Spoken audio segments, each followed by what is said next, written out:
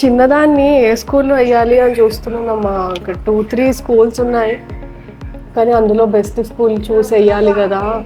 ఎందుకు బట్ అంత ఆలోచిస్తావు? దాంట్లో ఏముంది, మేము చదివించలేదా పిల్లల్ని? ఏదో మామూలు స్కూల్లో చదివి, నువ్వు కూడా అట్లానే ఏదో ఒక దగ్గర ఉన్న స్కూల్లో వేసేసాయి. దాంట్లో ఏముంది బెట్ట? అప్పుడు మీ టైంలో మా టైంలో అన్నట్టు లేదమ్మా. ఇప్పుడు స్కూల్స్ మధ్యలో పిల్లల మధ్యలో చాలా కాంపిటీషన్ ఉంది.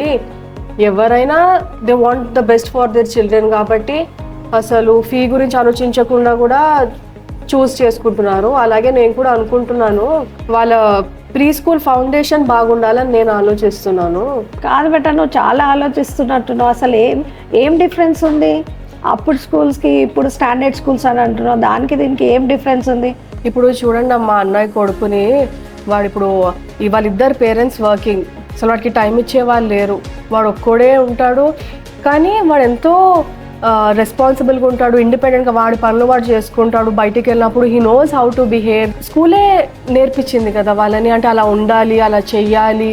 అలాంటి స్కూలే నేను చిన్నదానికి కూడా చూద్దామని అనుకుంటున్నాను. ఇప్పుడు ఎలాగో వెస్ట్ మారట్పల్లిలో క్యాంగరూ కిడ్స్ స్టార్ట్ అవుతుంది నెక్స్ట్ మంత్. ఈ అకాడమిక్ ఇయర్ నుంచి ఫస్ట్ ఓపెన్ చేస్తున్నారు. సో మనకు కూడా డిస్టెన్స్ అంతగా ఉండదు కాబట్టి చిన్నదాన్ని అందులో క్యాంగరూ కిడ్స్ వెస్ట్ మారట్పల్లిలో వేద్దాం అనుకుంటున్నాను నేను.